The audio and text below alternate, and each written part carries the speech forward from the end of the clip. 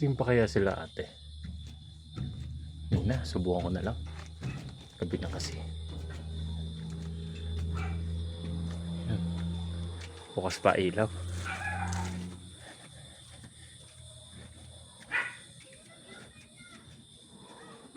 Naku, si kuya. Ate, kuya. Bakit? May ginagawa ako. Meron po kayo suka? Pwede po makahingi? Wait lang, tignan ko. Thank you po.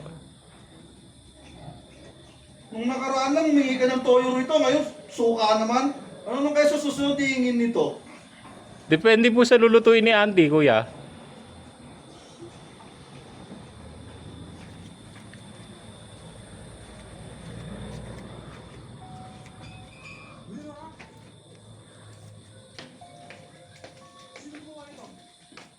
Gabing-gabi na. Kung kailan naman gabi, sa ka nang hingi. Nahiya po kasi ako sa umaga, ate. Ano naman mo parang may yato? Tanggol, come dito.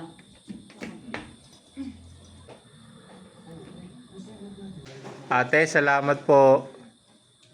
Kuya, next time pag halimbawa manghihingi ako ng kung ano man, huwag kang tatamad-tamad dyan ha. Dapat ikaw naman ang kumuha sa kusina. Hindi niya na ako mahahabol, naunahan ko na siya. Hali ka sa akin. Sinong tatamad-tamad ha?